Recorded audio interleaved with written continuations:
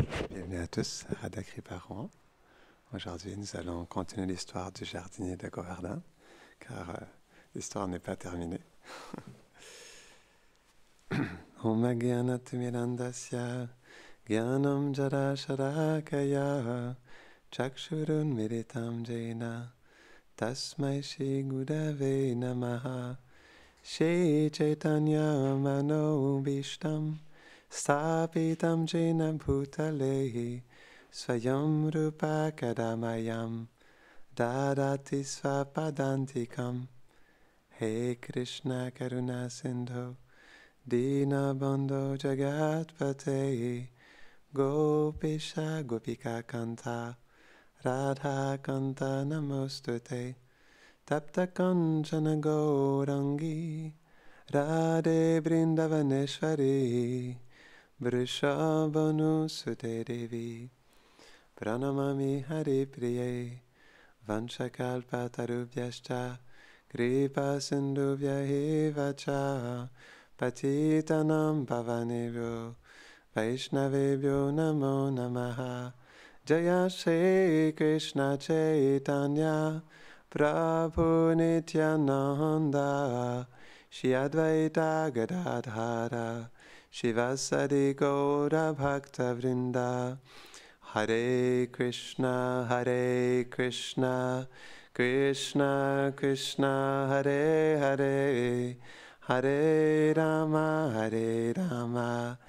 Rama Rama Hare Hare Namo Vishnu Padaya Krishna Prestaya Bhutare Shrimate Bhaktivedanta Swaminiti Namine Namaste Saraswati Devi Gauravani Pracharine Nirvashesha Shunyavadi Pashtattare Shatarine.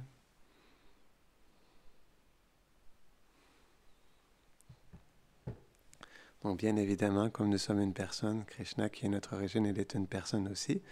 Et si on veut le connaître et si on veut être attiré par lui et développer de l'amour pour lui, il faut entendre parler de Krishna. C'est super important. Parce que comment on peut aimer une personne qu'on ne connaît pas? C'est pourquoi l'écoute, c'est très important. Et l'écoute nourrit notre chant aussi. L'écoute sur Krishna nourrit notre chant. Comment appeler sincèrement avec le cœur Krishna si on ne le connaît pas non plus? C'est pourquoi les deux sont vraiment interconnectés, le chant et l'écoute. Donc, est-ce que vous vous souvenez où nous avions arrêté la dernière fois l'histoire du jardinier? Qu'est-ce qui s'était passé à la fin? Vous vous souvenez, vous vous rappelez? Du moment, la déchirure à ce moment-là? Qu'est-ce qui s'est... Non? Donc, Radharani, elle était prise... Donc, en voulant cueillir des fleurs, elle avait son sari qui était accroché parce que c'était les fleurs himsa. Des fleurs qui sont très odorantes, qui sont très jolies, mais elles sont très épineuses. Et Radharani, parce que son sari, il est fait de différents matériaux. On avait partagé une classe là-dessus sur les différents tissus. C'est tellement fin, mais en même temps, c'est plus résistant qu'une corde. Il y a différentes sortes de tissus. Mais imaginez-vous, le tissu, il est très fin, et dans ce divertissement, le tissu de son sari s'est agrippé à plusieurs épines de la plante. Et donc là, elle était prise et Krishna, il est venu la sortir, il a enlevé les épines, mais ensuite, il est reparti. Et c'était terminé, on avait terminé comme ça. Il était tel un cobra royal noir qui a hypnotisé sa victime, mais qui est désormais lui-même hypnotisé. Parce qu'il est parti, mais lui-même aussi. Les deux étaient hypnotisés en même temps. OK. Et dès que Krishna il a commencé à disparaître de la vue de Radha, la Lila Shakti, elle a perdu son influence à ce moment-là. Et les gopis, elles se sont souvenues combien de temps elles avaient été séparées de Radharani. Parce que vous vous souvenez, il y avait des milliards de Saki qui étaient dans la forêt de Pushpavan, qui s'étaient éparpillés un peu partout pour aller chercher les fleurs. Et donc, elles n'étaient pas toutes avec Radharani. Donc là, une fois que la Lila Shakti a commencé à diminuer ses effets, là, elles se sont souvenues de Srimati Radharani. Donc, elles l'ont cherché, elles ont fouillé partout dans les jardins de Pushpavan. Et elles se sont toutes retrouvées peu à peu. Puis ensuite, elles ont trouvé Radha, qui était immobile, qui avait les yeux écarquillés et qui était assis sous un groupe de fleurs Imsa. Et les gopis, lorsqu'elles ont vu ça, elles ont compris aussitôt que Radharani, elle était en transe. Mais elle ne voyait aucune raison qui faisait... elle ne comprenait pas pourquoi elle était dans cette transe, parce qu'elles n'avaient pas encore vu le jardinier. Parce que c'était un lieu qui était isolé, surtout là où était Radharani, puis elles se sont dit, mais qu'est-ce qui a bien pu provoquer une telle explosion d'émotions dans son cœur? Et Lalita et Vishaka, ils lui ont caressé doucement les bras, et Rupa et Rati l'ont inventé avec leurs voiles de leur sari. Et il y a d'autres gopis qui ont appelé son nom doucement. Radha, Radha, Radha. Et peu à peu, Radharani, elle a repris sa conscience. Et sous le regard de ses amis, Radhika, elle parlait, mais de manière incohérente, comme si elle était adombrée. Et elle a raconté sa rencontre avec un esprit de la forêt. Elle n'avait pas compris que c'était Krishna. Elle pensait que c'était un esprit parce qu'elle était tellement sous le charme, parce que parfois Radharani, comme elle est pas consciente pleinement, ou pas du tout, que c'est Krishna, elle ressent une forte attraction, mais comme Krishna est son amoureux, elle ne veut pas non plus se laisser emporter par ce sentiment. Donc, il y a comme un doute qui est là, il y a une résistance qui est là aussi. Et donc là, elle n'était pas sûre, elle pensait que c'était un esprit de la forêt à ce moment-là. Et elle dit, je suis venue à cet arbre pour cueillir ses fleurs, mais j'ignorais qu'un esprit hantait ses branches. Me voyant prendre ses richesses, cet esprit s'est mis en colère et m'a prise dans son étreinte épineuse. Je n'ai pas pu m'échapper. Et Radha se tourne vers Lalita. Je t'ai appelé, mais tu ne m'as pas entendu. Seul, j'ai invoqué les demi-dieux pour ma protection, et soudain, la terre a tremblé. D'en bas est apparu un mali, un jardinier, un mali noirâtre.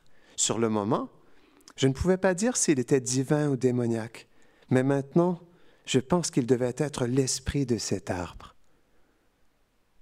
Donc les gopis se sentaient mal à l'aise sous l'arbre à ce moment-là. Elles ont commencé à avoir peur.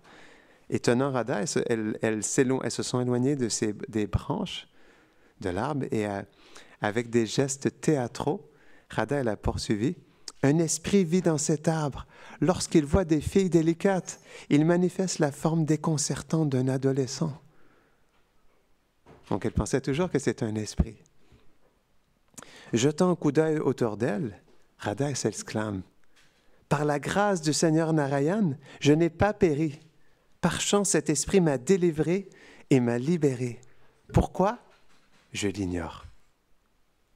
Donc Radha, elle jette un regard méfiant à l'arbre et elle dit, mais je ne peux pas partir car seule l'adoration de cet esprit permet de rentrer chez soi. Et elle saisit la main de Lalita et elle s'écrie, Saki, quiconque n'adore pas cet esprit subira assurément un grand malheur. Et donc elle jette des regards répétés vers l'arbre Imsa et les gopis s'enfoncent de plus en plus dans l'ombre d'un bosquet de Kadamba. Et Lalita, elle demande, Radha, à quoi ressemblait cet esprit?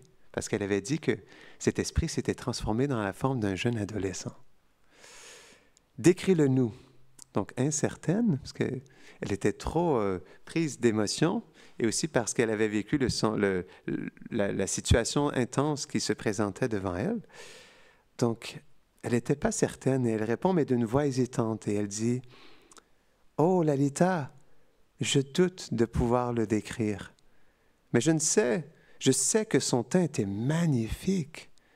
Il ressemblait peut-être à la teinte des nuages de mousson, à l'essence des pétales de lotus bleu, peut-être à la noirceur du kajal ou à l'éclat des saphirs.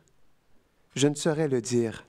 Son visage, eh bien, je crois qu'il ressemblait à un lotus en fleurs. Ses yeux gracieux semblaient danser comme un kanjana, un oiseau, et son doux sourire comme la douceur du sucre. Donc le souvenir mystérieux, le souvenir de ce mali, de ce jardinier mystérieux, il exaltait totalement le cœur de Radha. Et elle sourit et elle a dit, « Mes yeux éprouvèrent une grande joie en buvant le nectar de son visage, et mon cœur fut enchanté. Oh, mes amis, ils portaient des bracelets, des colliers, des boucles d'oreilles ornées de pierres précieuses, des bracelets de cheville en or et une ceinture teintante. Lorsque ces ornements brillaient, ils ressemblaient à la lune se reflétant dans les eaux de la Yamuna.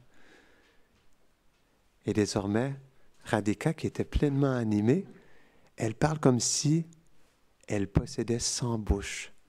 Ses cheveux étaient gracieusement bouclés. Chacun de ses membres était décoré de fleurs et son turban était orné de plumes de paon. Comme si elle perdait l'équilibre, Radha, elle saisit la main de Lalita, elle s'écrie « Oh! Oh! Lalita Sakhi, aide-moi! Tombé dans le piège de sa beauté, je ne peux me sauver. » Donc Lalita, elle comprend désormais le mystère de la situation difficile de Radha.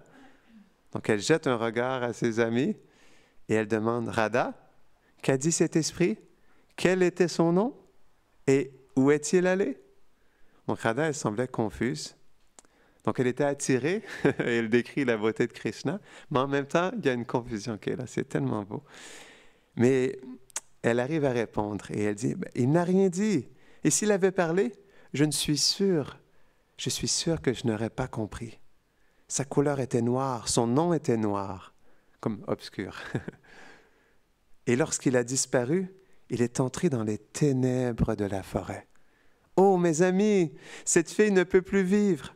Un grand tourment a attaqué son cœur et cet esprit noir a volé son esprit. » Donc, plongée dans une folie émotionnelle, Radha, elle s'évanouit et elle tombe dans les bras de ses amies anxieuses.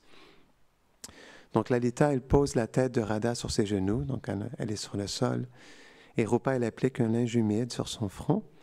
Et Rati, en pleurs, elle agite frénétiquement son voile en appelant le Seigneur Nrsimha.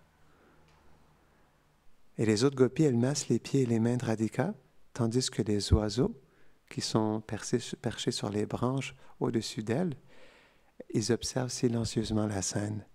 Et il y a une biche qui s'approche audacieusement, qui donne un petit coup à la main de Radha, comme pour la ramener à la conscience.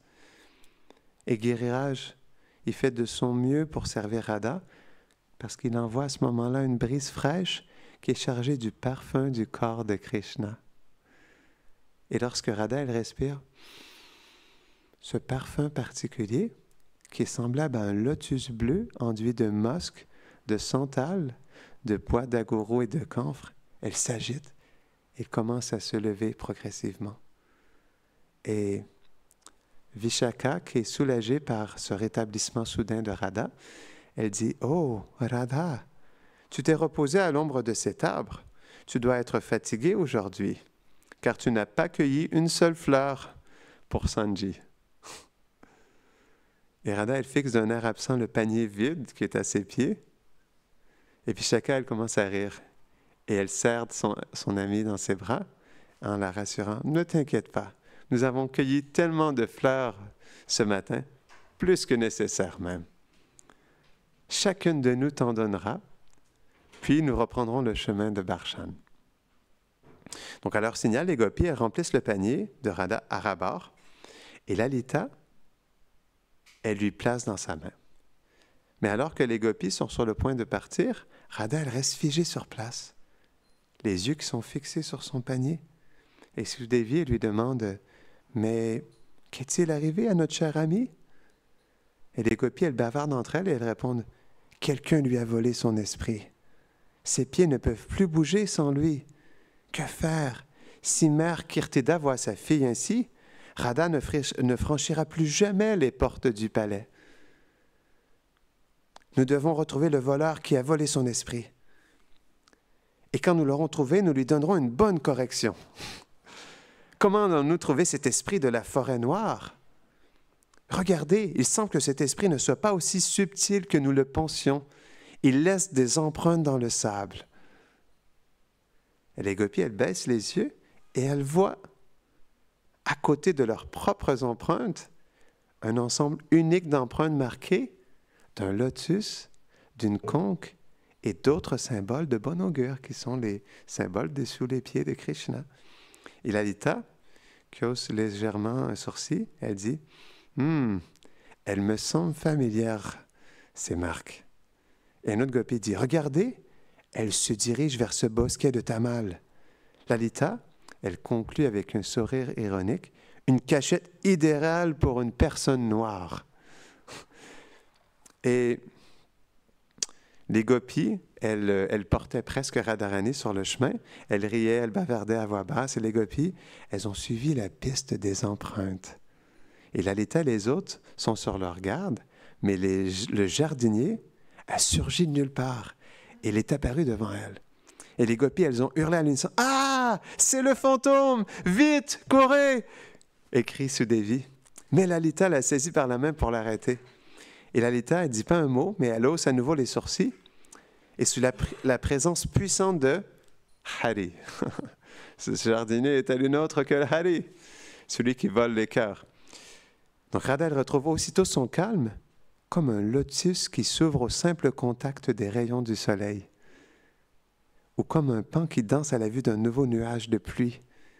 Et tandis que Lalita lui caresse la main, Radha, timidement, mais avec beaucoup de douceur, elle courbe le cou, la taille et les pieds, et elle agite ses sourcils comme pour défier l'orgueil de Cupidon. Et les gopis, elles sont momentanément paralysées à la vue de ce Mali, ce jardinier, debout devant elles, les mains sur les hanches et le nez en l'air. Et Radha, elle tente de dissimuler sa joie en baissant sa tête. Et Krishna, il enfonce son bâton dans le sol et s'exclame « Mes chères voleuses, que faites-vous dans ce lieu solitaire, enivrées par votre jeunesse audacieuse? Détruisez-vous sans scrupule ma forêt inestimable ?» L'assaut de verbal de Krishna, il s'élève telle une pleine lune au-dessus de l'océan des gopis, qui provoque une vague d'extase dans leur cœur. Mais les gopis, elles dissimulent ces sentiments derrière un barrage de négligence, comme elles sont expertes à le faire. Et devant leur audace, Krishna les interpelle. « Ô pillardes de la forêt, qui êtes-vous » Et l'une des gopis répond nonchalamment, « Nous ne sommes personne. » Étonné, Krishna dit, « Ô filles au visage pareil à la lune, comment pouvez-vous n'être personne ?» Donc, Lalita, elle jette un regard brûlant au Mali, au jardinier, elle lui répond, « Tu ne comprends peut-être pas, ô Mali, mais nous ne sommes personne. » Amusé, Krishna, elle répond, nonchalamment, « Tu n'es peut-être personne, mais je t'entends. Par conséquent, tu n'es qu'un mot. » Il s'appuie sur sa canne et il poursuit. « Normalement, les mots ne se voient pas avec les yeux, mais aujourd'hui, je vous vois clairement. Je dois donc supposer que vous êtes des non-entités verbales et que vous avez volé vos personnalités ailleurs. » Et ce jeu de mots, il provoque un éclat de rire chez les gopis. Imperturbable, Hari, il pointe Radha d'un doigt accusateur et dit « De ton propre aveu, tu n'es personne. Mais je te vois maintenant présente, à la fois physique et non physique. Ô fille déconcertée, n'est-ce pas une preuve suffisante que ton comportement est rusé? Chaque jour, je viens ici, et mes fleurs et mon esprit sont pillés. Jour et nuit, je me demande, comment vais-je attraper ces voleuses invisibles? Maintenant, t'ayant vu avec ton butin pillé, je vais te faire récolter le fruit de tes innombrables offenses. » Radhika, elle ne bronche pas d'un poil et elle rétorque, « Oh, impudent, chaque jour nous cueillons des fleurs pour vénérer le dieu du soleil, qui détruit les ténèbres de l'ignorance, réjouit les yeux du monde et accorde ses bénédictions aux âmes pieuses. Pourquoi es-tu inutilement en colère? » Krishna se penche et les sourcils haussés, mais de façon suggestive, il demande, « Oh, princesse, si vous adorez vraiment le dieu du soleil, je n'y vois aucune objection. Mais les femmes sont connues pour être d'infatigables menteuses. Comment puis-je vous croire sur parole? Dites-moi, cueilliez-vous des fleurs pour le puja maintenant? Aujourd'hui, nous commençons la fête de Sanji. Nos fleurs sont destinées à la décoration, ainsi qu'au culte du dieu du soleil. » Krishna se rit. « Voilà, vous voyez? Vous venez de confirmer la véracité de mes paroles. Vous commencez par une histoire sur le culte du Seigneur, puis vous enchaînez sur un rituel ancestral. Je dis que ton histoire est un double langage, tout simplement. » Et jetant un regard impertinent à Lalita, déjà furieuse, Krishna poursuit. « Voyez donc tous mon comportement sain. Prêtez serment. C'est tout ce que je vous demande. Prêtez simplement serment et je vous pardonnerai d'avoir volé mes fleurs et votre propre existence. » Donc, lorsque le discours condescendant de Krishna elle parvient aux oreilles de Radha, elle est assaillie par diverses émotions, mais contradictoires. Les coins de ses yeux agités rougissent et se gonflent de larmes, ses lèvres tremblent de désirs secrets, et elle sourit et fronce simultanément les sourcils, augmentant le bonheur de Krishna d'une million de fois. Donc une vague de sarcasme monte en Radhika et s'abat sur la plage du défi voilé de Krishna. « Ô Mali, tu es si perspicace et impartial. Qui d'autre que toi peut critiquer les gopis irréprochables? » Et portant sa main droite à son cœur, Radha, elle ouvre grand les yeux et elle déclare « Bien sûr, c'est nous les gopis, qui sommes les voleuses et les conteuses de brage, et c'est toi qui es le saint, le juge. » Pour appuyer cette affirmation extravagante, je suis certaine que tu as une foule de personnes enthousiastes aussi qualifiées et fiables que toi. Donc, jetant des regards humoristiques à ses amis gopis, Radha, elle continue de condescendre le jardinier. « Ô mon cher saint jardinier, qui peut aller jusqu'au bout du récit de tes gloires? Qui d'autre que toi, au monde, peut faire preuve d'une telle véracité, d'une telle simplicité, d'une telle pureté et surtout d'un tel respect du bien d'autrui? » Les gopis embrassent Radha et transpercent Krishna de sourires en coin et de regards méprisants. Krishna, il fait un pas en avant, il force les gopis à les reculer à cet instant. Puis, il reprend son offensive. « Ô jeune fille fière, pensez-vous qu'en me traitant de voleur, vous puissiez retourner la situation contre le gardien de Vrindavan, dormant à même le sol dur, ne me nourrissant que de racines et de baies de la forêt? J'ai consacré ma vie aux arbres de cette terre. Et vous osez me traiter de voleur? Honte! Honte! Honte à vous! » Et Krishna continue d'assaillir les gopis. « Hé, Gopigan, pourquoi vos cœurs sont-ils chargés d'orgueil? Est-ce dû à votre jeunesse, à la richesse de votre famille, à votre talent de danseuse ou à votre chasteté pieuse? Bien que simple pastorelle, vous faites preuve d'une audace démesurée.